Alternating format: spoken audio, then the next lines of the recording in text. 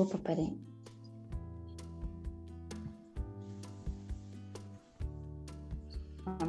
Tranquilo. Então vamos iniciar. Todo mundo aí se conectando, né, com o seu mundo interno. Prestando atenção na respiração.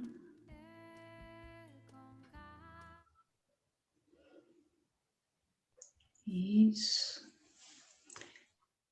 Vou pedir para que vocês agora comecem a sentir a energia da terra nos seus pés.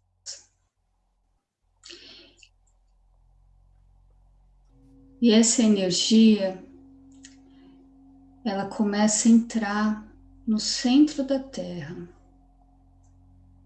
criando canais, até chegar no centro da terra.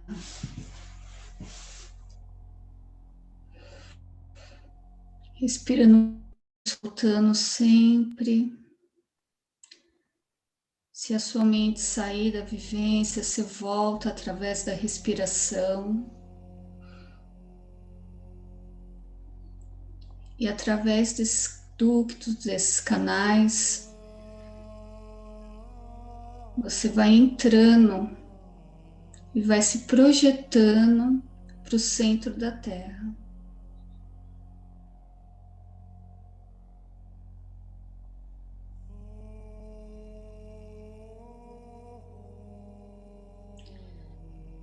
E quando você chega no centro da Terra, você visualiza à sua direita, na parte posterior das suas costas, todos os seus ancestrais por parte do Pai.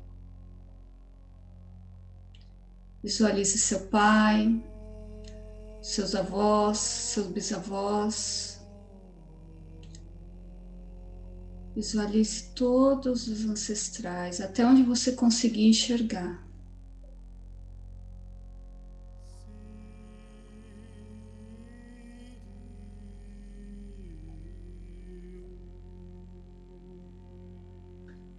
E agora, do lado esquerdo, você visualiza todos os ancestrais materno, a sua mãe, seus avós materno, seus bisavós, tataravós, toda a linhagem que você enxergar.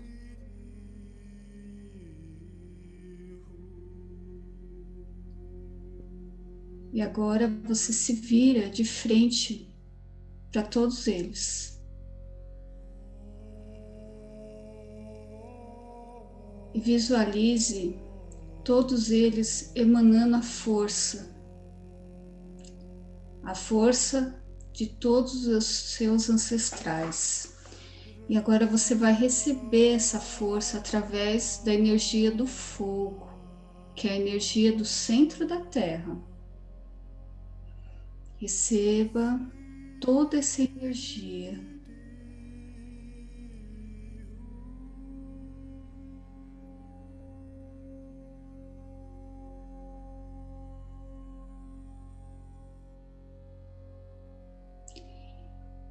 Comece a agradecer a todos que vieram primeiro que você. E agradecendo essa energia essa energia vital de todos eles que você está expandindo para o seu dia, para iniciar o seu dia com vitalidade, com toda essa força, com todo esse poder que você carrega de todos eles.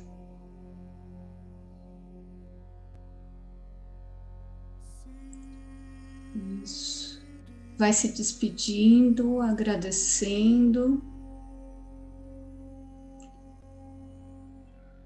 E receba o que é de direito seu. Toda a força da energia dos seus ancestrais.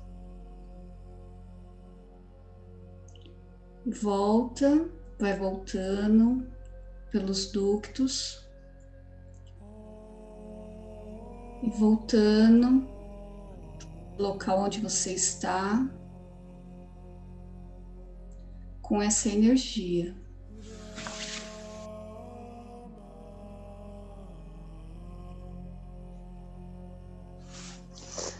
Pai, Mãe, Vida, Tu és minha vida, meu constante apoio, minha saúde, minha proteção, o pleno atendimento de todas as minhas necessidades e minha mais alta inspiração. Peço que me reveles tua verdadeira realidade. Sei que é a tua vontade, sei que é a tua vontade que eu seja plenamente iluminada e que eu possa receber melhor a consciência de tua presença em mim e ao redor de mim. Creio e sei que isso é possível. Creio que tu me proteges e me guardas no perfeito amor. Sei que meu propósito final é te expressar.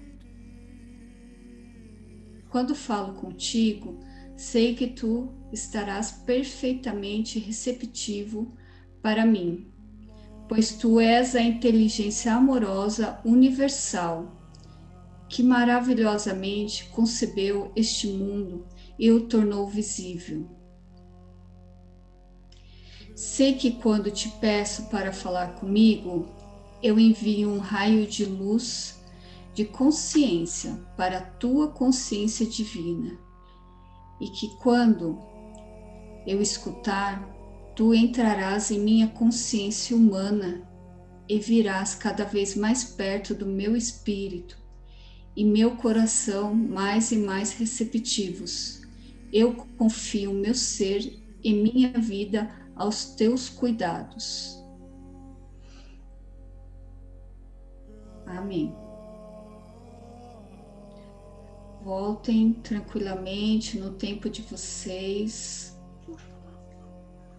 movimentando lentamente o corpo.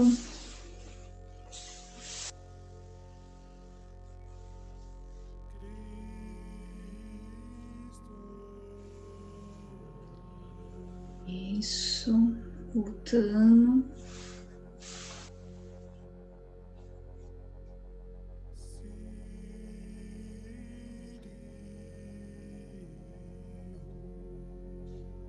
E agora a Érica vai parar a música, né?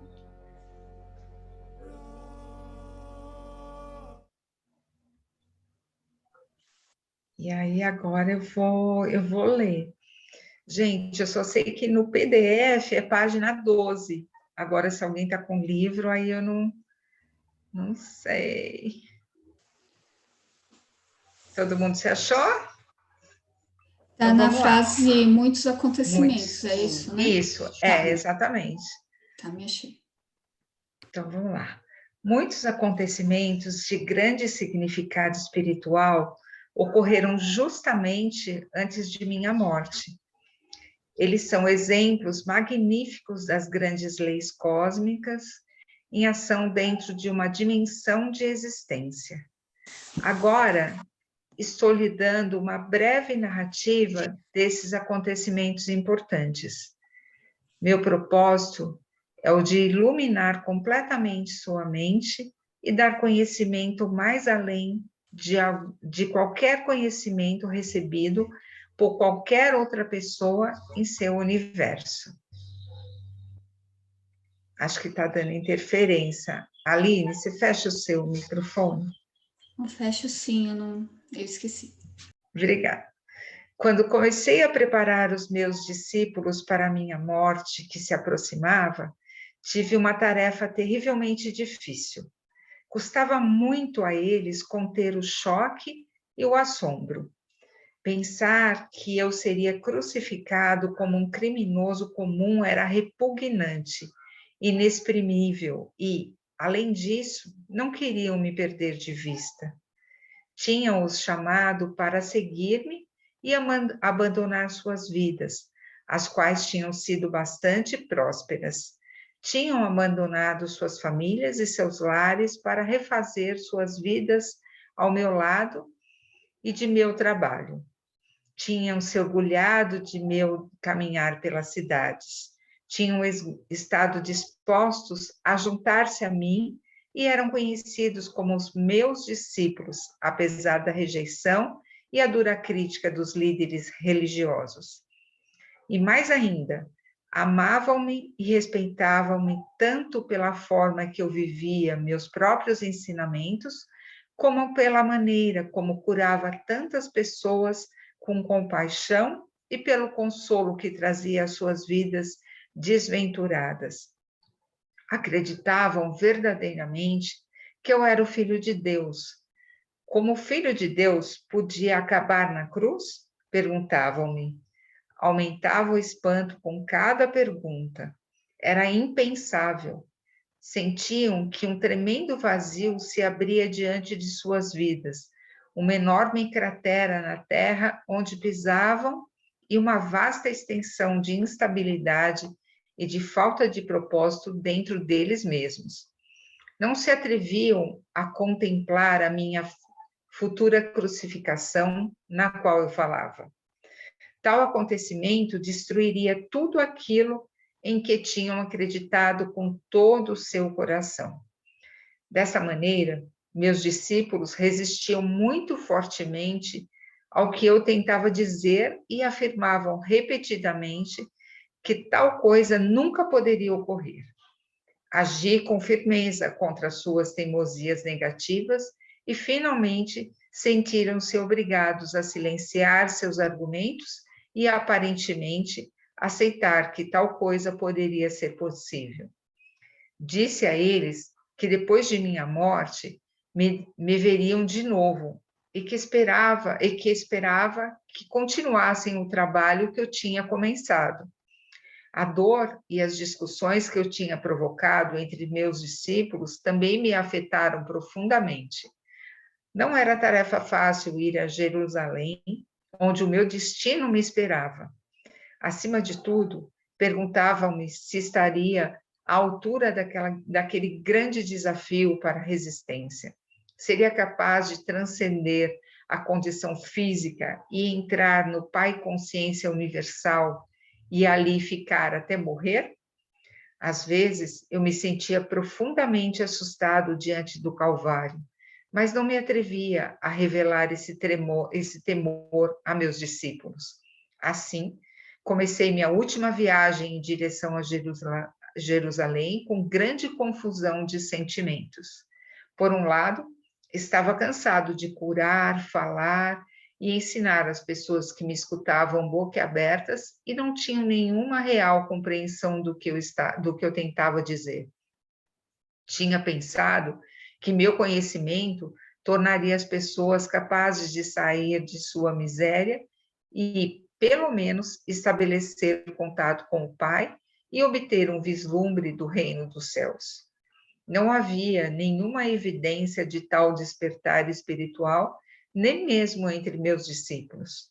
Meu desapontamento e sentido de fracasso trouxeram-me contentamento ao pensar em abandonar a vida terrena rumo à gloriosa existência que sabia que me esperava depois da morte. Ao mesmo tempo, perguntava-me como eu poderia suportar a dor da crucificação. Ao longo de minha missão, meu estado mental era mais ou menos pacífico e consistente, frequentemente em júbilo com os pensamentos focados no Pai Consciência Amorosa, autor de todo o ser, sabendo que bastava pedir e o que pedisse rapidamente seria manifestado. Eu seria capaz de manter minha serenidade quando fosse apresentado diante do conselho, levado para a crucificação, pregado na cruz com meu peso pendurado pelas minhas mãos?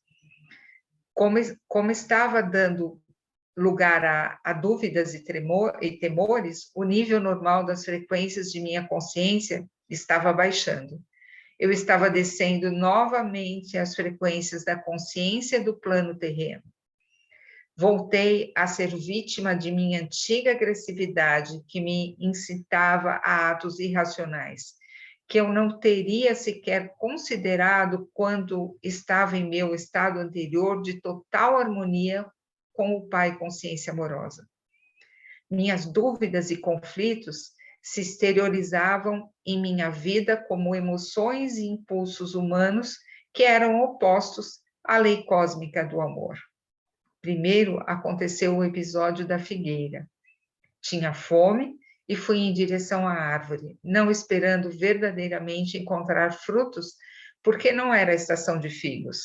Ao ver que a busca era infrutífera, amaldiçoei a figueira. 24 horas depois, ela havia murchado até as raízes. Foi uma experiência chocante. Era a primeira vez que minhas palavras tinham causado dano a algo. Contudo, mostrou claramente a meus discípulos o poder do pensamento, para o bem ou para o mal. Demonstrou que quanto mais espiritualmente evoluída é uma pessoa, maior é o impacto de suas palavras no meio ambiente. Aproveitei a oportunidade para explicar aos meus discípulos que eu tinha me comportado de maneira irrefletida, como faz a maioria dos homens e mulheres que, tendo grandes expectativas, não consegue o que quer. Essas pessoas costumam reagir com raiva, lágrimas e até com palavras fortes que podem ou não significar um desejar mal ou maldizer a pessoa que tenha negado o que eles desejavam. Eles já tinham visto por eles mesmos o que a minha maldição tinha causado à figueira. Agora deveriam compreender que, tendo uma forte convicção, poderia ser concedido a eles qualquer coisa que pudessem desejar ou imaginar, mas também deveriam estar constantemente conscientes de sua própria maldição mental, emocional. Não deveriam guardar rancor dos outros, mas sim perdoar rapidamente. Do contrário, poderiam causar muito mal àqueles com quem estivessem ressentidos. E isso seria devolvido a eles no devido tempo, como a colheita do que semearam. E mais ainda, tal como é a semeadura, ainda é a colheita. Sabia que o que eu tinha causado à figueira, inevitavelmente retornaria para mim, de uma ou de outra maneira. Então, levei os meus discípulos para o templo. Muitos anos tinham se passado desde que eu tinha estado lá e sabia que minha visita serviria para desencadear os acontecimentos que levariam à minha crucificação. Algumas pessoas me reconheceram e comecei a ensinar em respostas a seus pedidos. Foram se juntando mais pessoas e os agiotas se amontoaram, começando a reclamar. Seus gritos e queixas barulhentos interromperam a linha de meu pensamento enquanto ensinava. De repente, a cólera tomou conta de mim. Havia ali pessoas sérias que me rodeavam e desejavam ouvir palavras de vida, as quais em breve não poderia mais pronunciar. E ali estavam mercadores que viviam vendo animais para os sacrifícios que não beneficiavam ninguém. Aqueles homens somente traziam dívidas e miséria às pessoas. Senti o sangue subir minha cabeça. Empurrei as mesas, espalhando dinheiro, e expulsei do templo os homens de coração duro. Então, houve uma tremenda comoção e gritos e lamentações. Alguns brigavam para apanhar o dinheiro. Os mercadores amaldiçoaram-me, chamando-me de malvado, dizendo que eu fazia o trabalho de Beelzebu e outros 1000 demônios mais. Os sacerdotes, os fariseus e todas as pessoas que valorizavam os sacrifícios do templo vieram correndo para averiguar a causa do barulho e da confusão. Ouviram a história dos mercadores e se sentiram tão ofendidos com meus atos que me lançaram aos gritos em condenações e lamentos para assim pressionar os sacerdotes, cada um protestando mais alto do que o seu vizinho. demonstrando seu horror pelo que eu tinha feito. Nunca antes tinha se visto tal coisa no templo. Até mesmo aqueles que antes tinham me escutado estavam incomodados pela minha obstinação e se perguntavam que tipo de homem eu poderia ser. Estavam juntos vendo os acontecimentos quando os sacerdotes e fariseus se aproximaram e os convenceram de que eu tentava destruir tudo aquilo no que acreditavam, pregando um Deus falso, totalmente contrário a qualquer coisa que tinham ouvido falar nas sinagogas. Os sacerdotes passaram a eles a sua própria raiva ultrajada e convenceram-nos de que meu pecado também os contaminaria, se continuassem a dar ouvidos às minhas loucuras. Aos poucos, as pessoas se convenceram de que eu era uma má influência e que deveriam afastar-me do caminho antes que eu pudesse transformar a paz do país e atrair a ira do governador romano sobre toda a Palestina. Meus discípulos, envergonhados pelo que eu tinha feito, sigilosamente deixaram o lugar e esconderam-se entre as ruelas a alguma distância do templo. Quando mais tarde regressaram para onde eu estava, demonstraram claramente que estavam profundamente incomodados com meus atos. Perguntavam-se se eu tinha perdido o juízo ou se tinha ficado louco profetizando minha morte e depois fazendo aquelas coisas que provavelmente a provocariam. Foi nesse momento que Judas, aquele que nunca havia abandonado verdadeiramente suas crenças judaicas, começou a duvidar de que eu fosse verdadeiramente o Messias. Faz 3 anos que eu ensinava o povo e não havia nenhum sinal de que o domínio romano se enfraquecia. 3 anos e as pessoas não estavam mais perto da felicidade que eu havia prometido. E agora parecia que estava a ponto de converter-me num perturbador da paz, fazendo cair a ira de Roma sobre suas cabeças. Judas ficou sabendo que o sumo sacerdote judeu queria se desfazer de mim, e então ofereceu seus serviços para me identificar quando assim fosse pedido. Quando foi a hora de celebrar a Páscoa, com os meus discípulos, organizei uma ceia com todos reunidos num grande salão. Sabia que aquela era a última vez que comeria na terra. Não desejo voltar profundamente à consciência naquela noite. Senti grande tristeza por ter que deixar meus discípulos que tinham me servido tão bem. Com a tristeza, todos os meus temores e conflitos reapareceram. Tive momentos de profunda autopiedade. Senti que ninguém compreendia o que havia procurado fazer pelo meu povo e o sacrifício que estava disposto a fazer por ele. João estava contando uma expressiva história sobre a última noite dos israelitas no Egito, antes de escaparem para o deserto.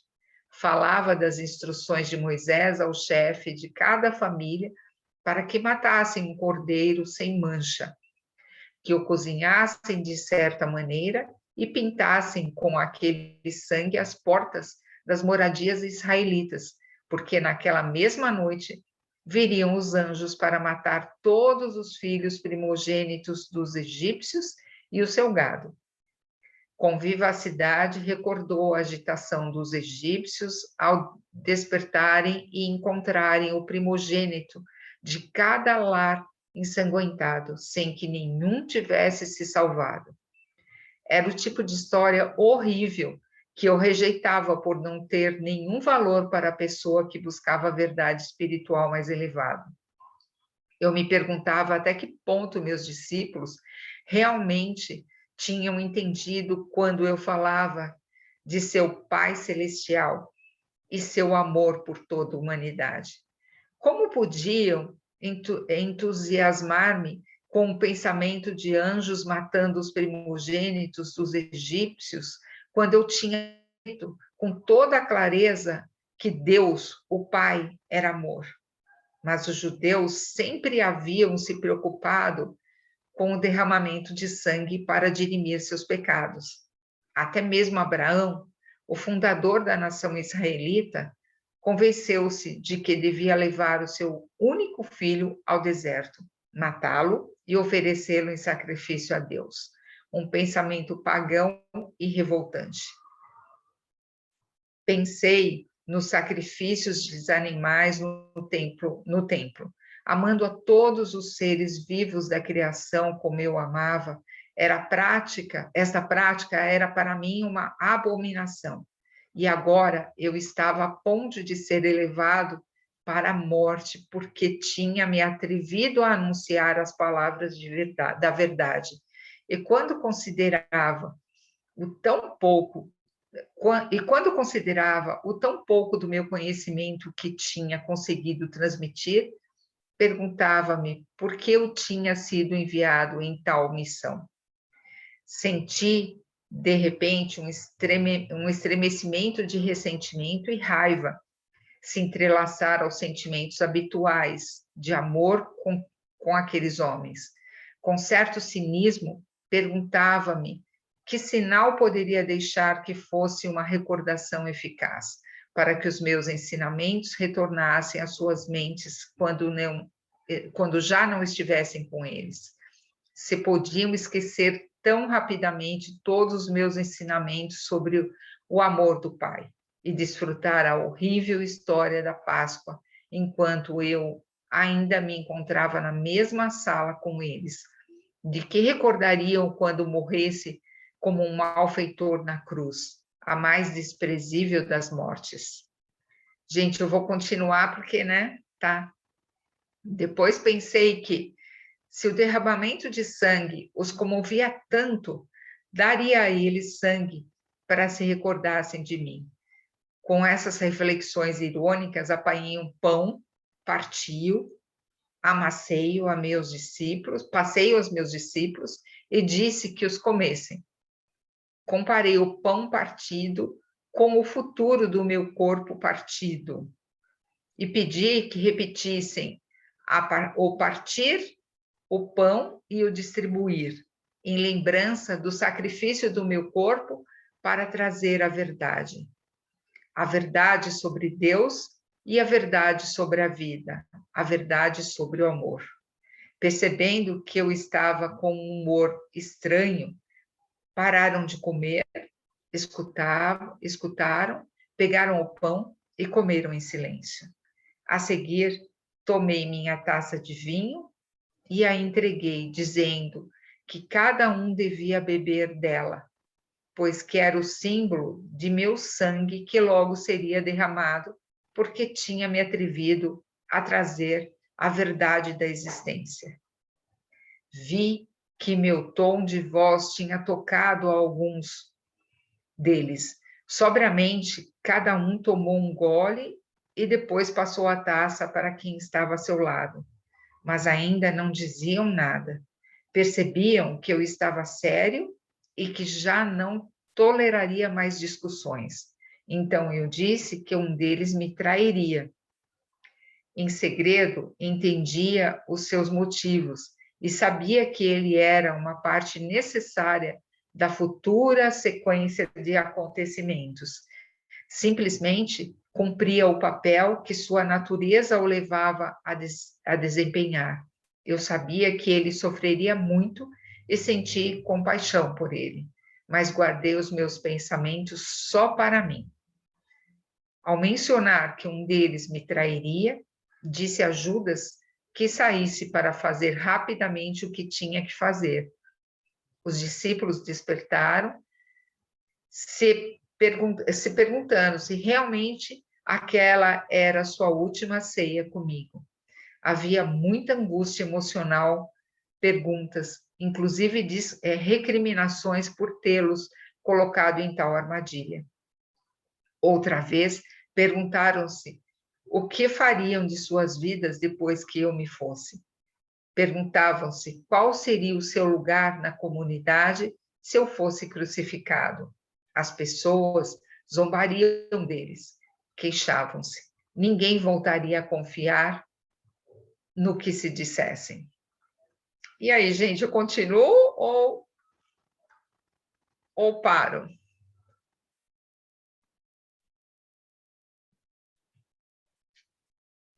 Então, tem mais uma página, tem que está em vermelho, Negrito. em negrito. Aí acho que Tá. ali pode parar, na hora que ele fala, ele nem sequer tentarei voltar ao estado aí depois, acho que ali mais uma página, pode ser? Porque tá Pode, no meio da claro. história. Tá no meio da história. Eu, por mim, vou lendo. Tá bom. Então, eu vou te Então, mostrar vamos ali lá. onde tá em negrito. Então, Tá cansada, Rô? não, eu adoro ler. Eu adoro. Tá. Profundamente entristecido pela resposta egoísta diante da minha situação, assegurei a eles que não tinham que temer por sua própria segurança. Deveriam abandonar-me e não haveria ligação entre eles e a minha crucificação. Sugeri que depois de minha morte se dispersassem e voltassem para a Galiléia. Pedro comoveu-se profundamente e reagiu com violência, negando que algum dia me abandonaria, mas, é claro, foi o que ele fez. Mesmo depois de todo o amor que tinha por meus companheiros e de tudo o que desejava obter para eles, naquele momento de minha própria necessidade, ainda encontrava total falta de compreensão, até resistência. Sua única preocupação era sobre o que poderia acontecer a eles. Não houve nenhuma palavra amável, oferecimento de ajuda ou angústia pela minha dura prova futura. Como era duro o coração humano, pensei. Quantos penosos séculos teriam que passar antes que a humanidade pudesse ir mais além da sua própria dor e sofrimento para sentir qualquer uma faísca de amor e compaixão para com os outros desafortunados que se encontrassem numa situação pior do que a deles. Porém, ainda que profundamente decepcionado e mesmo machucado por suas reações egoístas, compreendi-os e procurei dar aos meus discípulos coragem para enfrentar o futuro e assegurei que sempre estaria com eles, mesmo quando estivesse fora de suas vidas. A obra que eu tinha começado seria promovida desde o além. Não os deixaria sozinhos. Conheceriam e sentiriam minha presença e isso os consolaria. Disse que se agarrassem à recordação do tempo em que eu tinha estado com eles. Alertei que haveria muitos que continuariam o caminho com o conhecimento que eu havia dado, mas que estranhos buscariam acrescentar a voz da traição e da razão aos meus ensinamentos. Minhas palavras seriam tão distorcidas que finalmente já não revelariam a verdade original que eu havia trazido ao mundo. Quando disse que isso aconteceria, afligiram-se. Foram mesmo tomados pelo pânico. Fiquei aliviado ao ver que meus ensinamentos não tinham sido em vão, apesar de tudo, que não tinham entrado em ouvidos totalmente surdos. Pediram-me que contasse mais, mas levantei as mãos e disse que isso era tudo que eu podia dizer.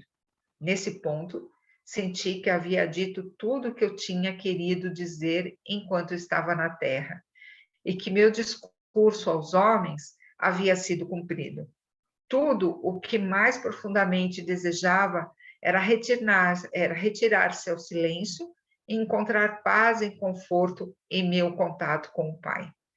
Deixamos o salão, fomos andando até os montes, o Monte das Oliveiras, mas o estado de meus discípulos era o de conflito interno, temor e dúvida.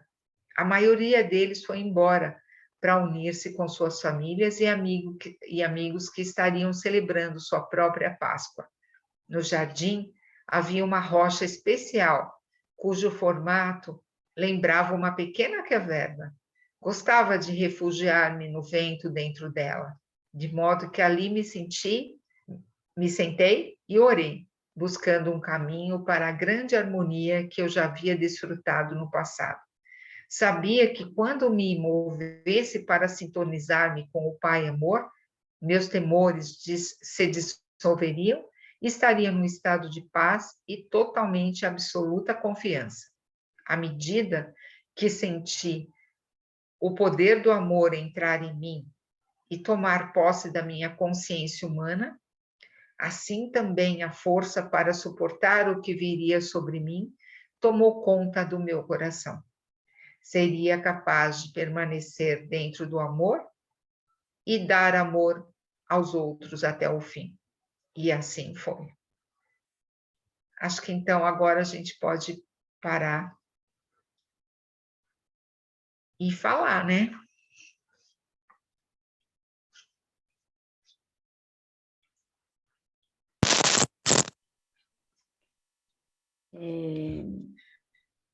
Uau, né, essa história, gente. Nossa, é linda, linda, linda. Super Eu fico linda. pensando, né, assim, primeiro da humildade, né, porque acho que é bom a gente lembrar que a consciência crística, Cristo é uma coisa e Jesus é outra, né, então, igual ele fala, essa figura Jesus, né, que trouxe essa consciência crística, você vê que quando traz para o humano, aquela coisa, baixa a frequência, volta todas aquelas condições humanas, e aí quanto que a gente se cobra em querer fazer as coisas certas, sendo que a gente tá para errar mesmo, assim, sabe? Eu acho que isso me veio.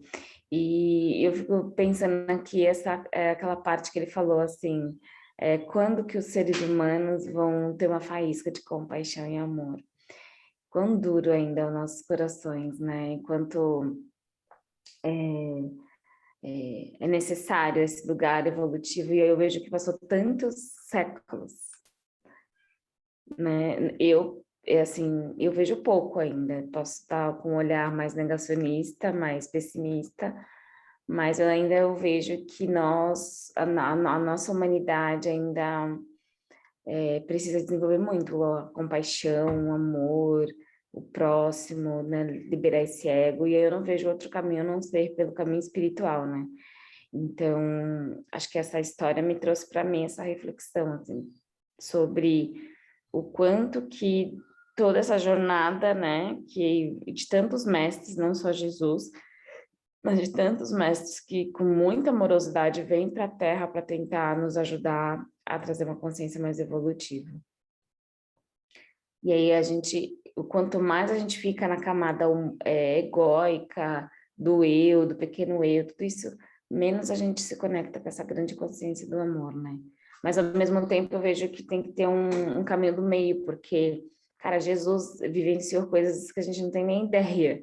E ele caiu nesse mesmo lugar, então a gente é muito maior, né, do que essas carinhas lindas aqui, né? Então, eu acho que resgatar isso sempre é bom nesse processo. Foi o que ficou para mim. Eu peguei também a parte do perdão, né? Quando ele fala que ele ficou estarrecido, né? Quando ele viu que os discípulos não tiveram compaixão com ele, né? O quanto a gente também traz, e é difícil a gente perdoar, né? Quando alguém nos magoa, e eu acho que isso, para mim, é dar continuidade ao que a Erika fala, né? Da dificuldade do perdão que a gente tem, né? De também trabalhar a nossa compaixão quando alguém nos magoa, né? Acho que quando algo sai errado, né? Quando algo não sai exatamente daquilo que a gente imaginava, e aí a nossa frequência ela baixa, né? E aí a gente duvida, e aí a gente fica bravo, fica com raiva, né? E aí muda tudo, né? Então me vem sempre a palavra, né? Aquelas palavras que a gente já falou 1000 vezes, que é o orar e vigiar, né? Porque é o tempo inteiro e a gente tendo que prestar atenção, né? Porque é sempre um desafio a gente manter a frequência, manter o acreditar, né? é sempre uma bobeada e o pensamento, a mente muda, né? E uma coisa que eu vejo, essa coisa do perdão, ou de que é a frequência, que em vários textos, aí ele fala aqui mesmo, em vários estudos do caminho espiritual, diz que a gente, por exemplo, a gente está tendo acesso, né, vocês estão tendo acesso a quem está lendo a primeira vez da Cartas de Cristo, ou que já leu outros livros, enfim, é um livro de profundidade espiritual. Então, você está tendo um conhecimento um pouco a mais. Então, acaba que a gente tem um pouco mais de responsabilidade quando alguém te fere. E por que mais responsabilidade? Porque você entende aquela palavra de Jesus. Perdoai porque ele não sabe o que está fazendo. Porque se soubesse o que está fazendo, não estaria me atacando, querendo fazer mal a mim. Então, a gente acaba tendo um pouco mais de responsabilidade nas nossas atitudes, porque você tem conhecimento. Então, conhecimento requer responsabilidade também. Não dá para a gente ter o conhecimento e sair daqui e fingir que nunca ouviu essas palavras, que nunca, não sabe o jogo, qual que é o jogo da história. Então, essa lance do perdão, eu vejo que é muito mais um ato de você... O que é o perdão, né? Você não aceitou que alguém fez algo que você acha que deveria ter feito da forma que você achou que deveria ter agido o outro, né? Então, quando você traz a consciência do Pai e o amor, como será que isso ficaria? É libertação. Eu não nego o que o outro fez, mas eu me liberto de você, né? Então, esse eu vejo que é o perdão. Então, eu acho que fica também essa reflexão para a gente sobre, é o que ele falou do pão, né? A gente está compartilhando o pão. E esse pão, a gente vai passando, né? Vai abrindo várias oportunidades desse lugar. Então, acho que também tem esse ponto. Uma coisa que ficou para mim quando os discípulos perceberam o que ia acontecer, eles na hora não praticaram, por não ter consciência, né? Como você fala, as pessoas fazem as coisas por não ter consciência, mas não praticaram a empatia, né? Porque ele estava indo para a crucificação, ele ia morrer, ia sofrer, e eles estavam pensando o que seria deles sem Jesus. O que as pessoas iriam falar, não teve a empatia com o que o Jesus ia passar, né? Com a dor de Jesus, com o sofrimento físico de Jesus. Estavam pensando no que eles iam passar. Então, eu acho que essa questão do coração duro, quando você começa a ter consciência da compaixão, do auto-perdão, é entrar nessa questão da empatia, o que o outro está passando, né? Eu acho que aí vai amolecendo um pouquinho mais essa questão, né? Porque isso é normal, é no nosso dia a dia, né? Todos nós praticamos isso. Às vezes acontece alguma coisa e você coloca, nossa, e eu, o que vai acontecer comigo? E não consegue, às vezes, ver o outro lado, o que a pessoa está passando, o que ela vai passar, né? Com certeza, acho que o que está faltando é a empatia, a compaixão, né? É tudo isso que está faltando muito, né? A gente ainda tem muito o lado egoísta, né? Aquele lado que só olha para si, né? E com mais compaixão e empatia é diferente, né? Eu me lembrei da prática que tem no Mindfulness, mas vem do Tibete, que é aquele mantra, que depois eu posso mandar para vocês, que é o Loka Samasta Sukhinam Bhavantu, né? Que todos os seres desejam ser felizes, livres do medo e do sofrimento. Então, até o seu maior inimigo, até a pessoa mais ruim, ela deseja ser feliz, livre do medo e do sofrimento, né? Então, essa prática da bondade, né, é uma prática diária. E aí tem uma prática bem legal que é todas as pessoas que você vê na rua, você desejar que essa pessoa seja feliz, livre do medo e do sofrimento. Todas as pessoas que você passar na rua, você perceber que ela é parte de você e você orar por ela. Então, você desenvolvendo, trazendo esse lugar, né? Então, é um exercício de sair do eu pro nós, né?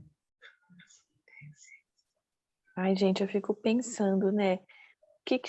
Por que será que nós somos assim, né? Tipo, desde o mundo, quando é mundo, né? Eu falo, gente, de onde será que a gente veio para gente ter essa dualidade, né? Essa falta de empatia que às vezes a gente tem, né? Às vezes a gente não percebe, né? Sim. Fala. de onde tudo isso começou, sabe? E na Bíblia na Bíblia tá escrito bem diferente, né? Até no momento da ceia, não fala dessa parte que os discípulos, os apóstolos, né, ficaram estarrecidos, né, e não tiveram ação, né?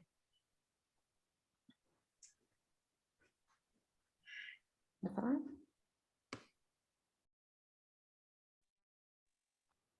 Então, gente, para mim o que fica. Ah, mas alguém vai falar. Pode falar. Para mim o que fica, assim, é o quanto eu me sinto mais próxima dele, né? Porque eu venho de crenças que Jesus está muito longe, é algo muito distante, muito melhor do que eu. E aí, quando ele relata esses momentos de fúria, eu vejo, assim, a responsabilidade, como a Erika colocou, né? E a coragem de usar o potencial da ira para manifestar coisas que com a calma ele não está conseguindo. Então, assim, às vezes, né, a gente tem que, porque é terapeuta, ou porque está buscando, tem que ser sempre tranquilo, sempre razoável, e às vezes você tem que ser mais enérgico, e você precisa dessa potência. Então, assim, ali ele teve um ato, assim, que, né, ninguém esperava. E aí começou esse julgamento de que, caramba, né, logo ele fazer isso, mas ninguém teve esse olhar de que se não fizer, a pessoa não acorda. Então, assim, trazendo para a realidade hoje, às vezes você, até eu como mãe, precisa ser mais enérgico, porque senão não dá esse estalo de caramba, olha, não estou escutando. E aí ele traz isso muito para a minha realidade. Eu consigo ver muito a realidade que eu vivo com essa passagem, né? E mais uma vez o potencial da palavra quando ele relata a situação da figueira, né? O quanto é forte. Nossa, e sim, é assustador, né? Porque é uma responsabilidade grande que às vezes até te freia de buscar mais, porque você fica com medo. Porque tem essa reação que às vezes é quase inconsciente, né? Você sabe, mas você não pratica. É bem confuso, assim, porque você já teria que saber como lidar, mas na hora que acontece, parece que você não pensa, né? Acho que vem aí uma questão de respirar, mas respirar numa hora que está muito nervoso é complicado, é difícil, né? Não é fácil,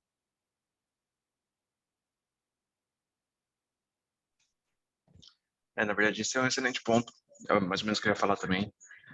É a questão de estar Jesus ali um pouco mais acessível, né? Porque a igreja, o catolicismo, se coloca algo como que você nunca vai alcançar, né? Algo que está lá em cima e você é reles mortal. E só tem que seguir a crucificação de alguma forma e se sacrificar para conseguir também tentar se iluminar, né? Então eu vejo, pelo menos nesse livro, traz o Jesus um pouco mais humano, né? Mais ali parecido com os nossos sofrimentos e nossas questões e tudo mais. Isso é muito legal, porque acaba criando empatia com o leitor de certa forma também, né? Então a gente, putz, é possível e a gente também está no caminho, nesse caminho de tentar ser pessoas melhores, né? Esse episódio da figueira, eu acho, não lembro de ter visto na Bíblia nada parecido com relação aos seus pensamentos, a força do pensamento, e acho que são realmente, essa é uma chave bem importante, porque ele fala, se algo aconteceu mal, você desejar um mal para a pessoa, você vai colher desse mal. Você está desejando alguma coisa que você está plantando e você vai colher esse mal. Então, putz, busque logo que ele fala, o perdão, né? Busque rapidamente para você não colher desse mal, senão a gente acaba entrando em loops infinitos, né? De, puta, aconteceu mal, aí depois vai acontecer de novo, vai acontecer de novo. E quando que você quebra esse padrão, né? É no momento que você consegue trabalhar o perdão. Então, para mim foi, acho que, algo mais importante que ficou foi essa passagem, porque realmente orar e vigiar tem que ser diariamente mesmo, senão você tá perdido. Tem que ser igual respirar, né?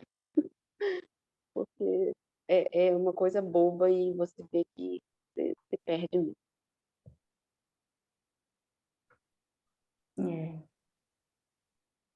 Para É mim isso, foi né? assim. Essa lição, para mim, acho que foi a que mais, uma das mais até hoje que nós lemos, assim, para mim mexeu bastante. Foi bem rica. É teu conteúdo, né?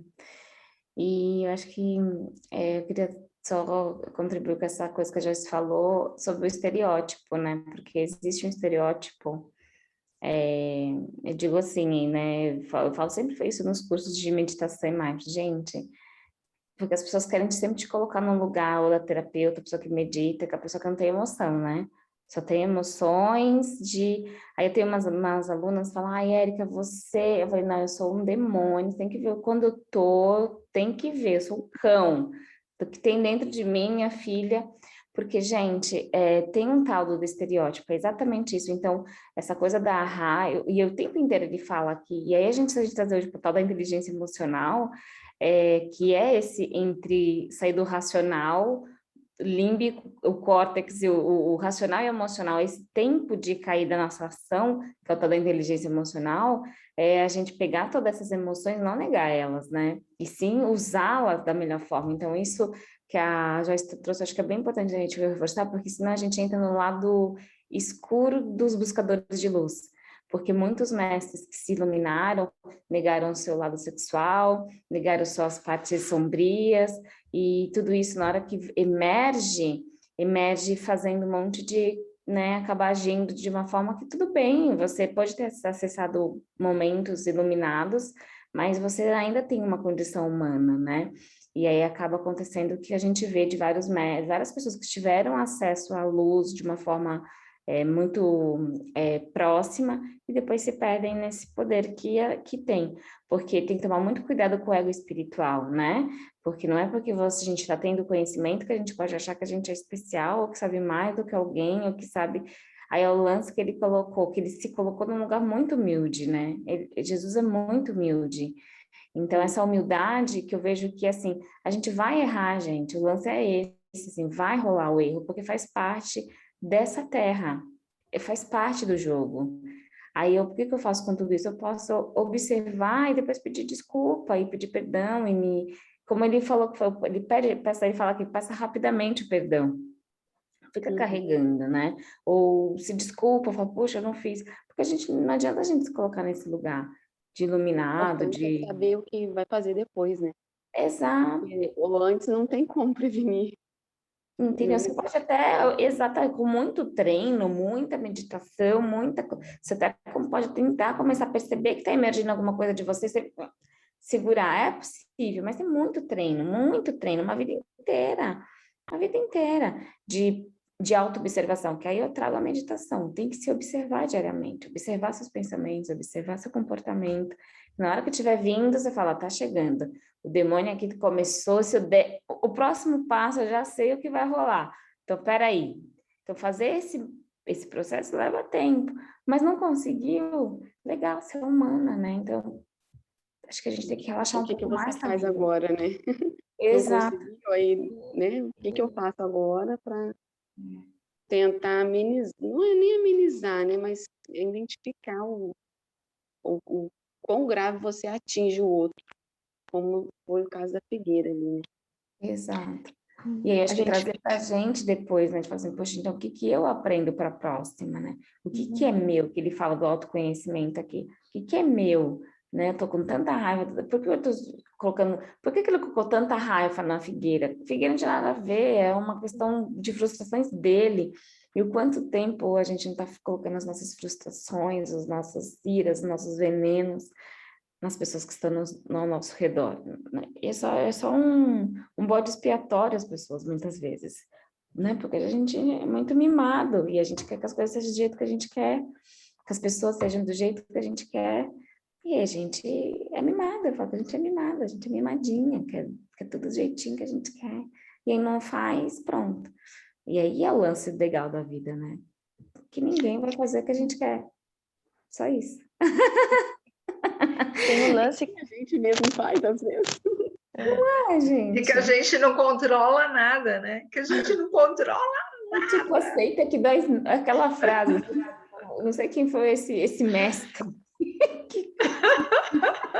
Aceita que dói menos. Esse é o grande mestre. Quem foi esse cara?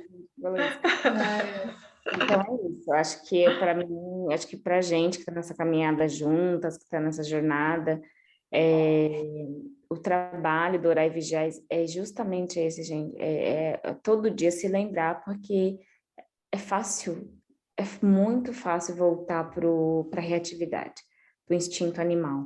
Se a gente não pensa, não traz consciência, a gente não... É um animal reagindo o tempo inteiro. Piora também, né, que aquilo que o Tiago falou, que na Bíblia não diz certos detalhes, por exemplo, da figueira, e o quanto a gente traz com essas noções de religiosas a culpa de quando a gente erra, né? Junto ao que a Érica falou também, né? A gente traz também um fardo, uma culpa enorme que nos coloca também numa vibração muito baixa, né? De pecadores. Total, essa coisa do Sim. pecado é uma loucura, né, gente? Muita gente hoje não consegue avançar no mundo espiritual porque tem alguém que está lá em cima te julgando, né? Não existe esse cara, né? Não existe. É a gente mesmo, isso é uma crença humana, né? Mas é isso, meus amores. 9h13, para a gente não se estender muito domingo de vocês. A gente pode continuar as reflexões lá no grupo, quem tiver mais insights. É muito gostoso poder trocar com vocês, né? É tão lindo ver a visão de cada um, né? E aí que cria um ambiente tão rico. Eu adoro, eu acho que cria uma coisa tão difícil, tão incrível. É onde vocês falam, nossa, é verdade, olha, vai tecendo, né? É como se fosse você puxa um fiozinho e vai tecendo vai costurando, né? Muito gostoso, assim, essa coisa. Cada um com um pedacinho, né? Uma É delícia. muito É muito legal. bom. Quebra-cabeça. É muito top. Gratidão, minhas amadas, por todo domingo. Muito bom ter vocês. E aí, Vi, você vai querer fechar? Tá fechado.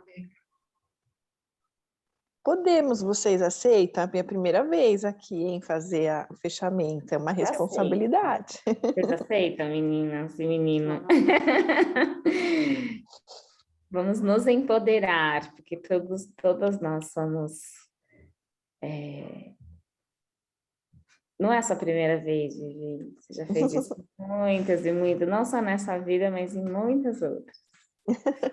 Mas Bom, aqui é a vou botar primeira vez, é uma musiquinha aqui. responsabilidade. Não traga nenhum tipo de certo e errado. Só o que você sentir. Então vamos nos centrando, trazendo essa riqueza para o nosso coração, para a nossa mente no dia de hoje.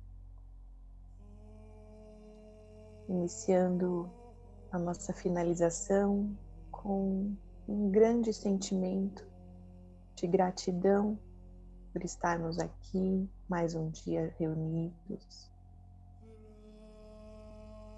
e podendo ter contato com esse amor grandioso do Mestre Jesus, na consciência que Ele nos traz. Vamos respirar, entrar em contato com a nossa respiração. E ao inspirar e soltar o ar, nós vamos sentindo a paz, a calmaria que essa consciência nos trouxe hoje.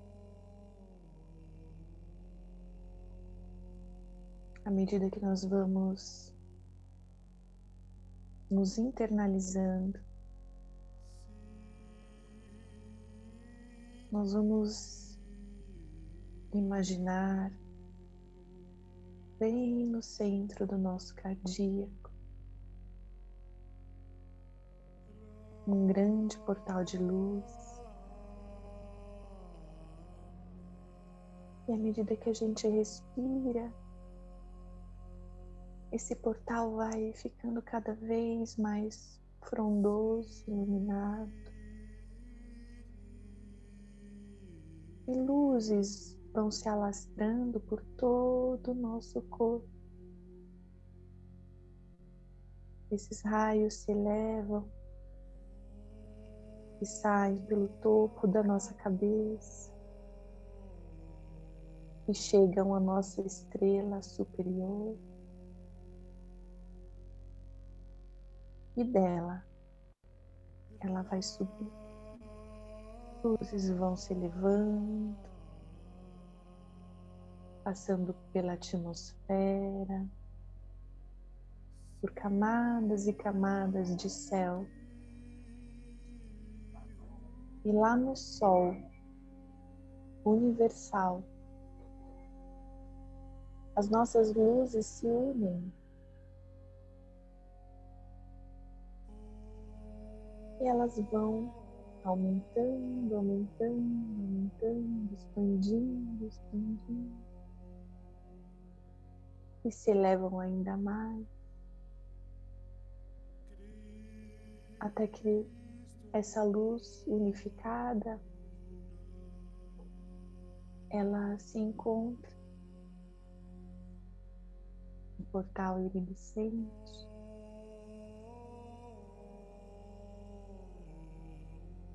E nós vamos nos desmanchando no nada, na consciência do todo, de tudo que é.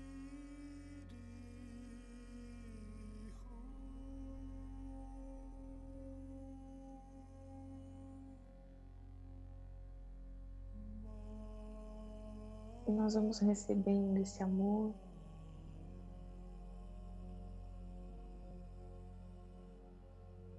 trabalhando, deixando aí todas as questões. Essa luz vai iluminando todo.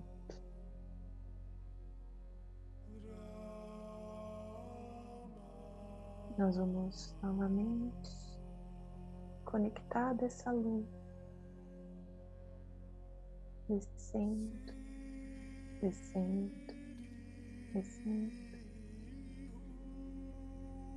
Essa bolha de luz vai chegando na nossa estrela.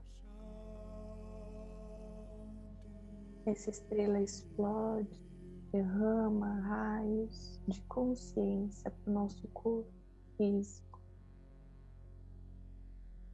e vai limpando tudo aquilo que não serve mais, com muito amor.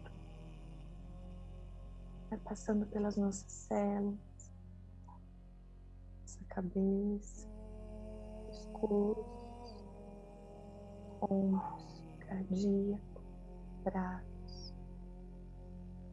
Essa luz vai descendo pelo abdômen, passando pelos nossos quadris, descendo, pernas, saindo pelos nossos pés e chegando no núcleo da Terra.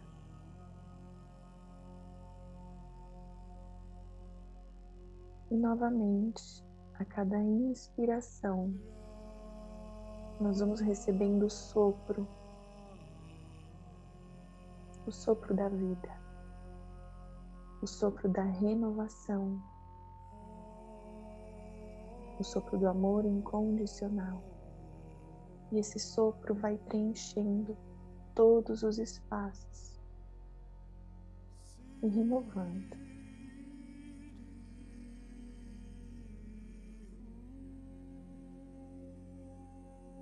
E nós vamos voltando lentamente, agradecendo pelo todo.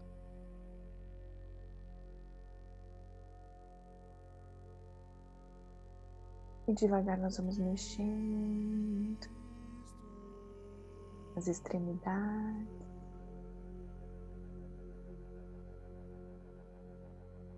Vamos mexendo o corpo. E quando vocês estiverem tranquilos, vocês abram os seus olhos no seu tempo.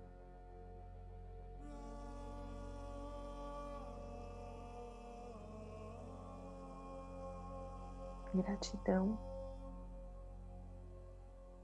Gratidão, gratidão.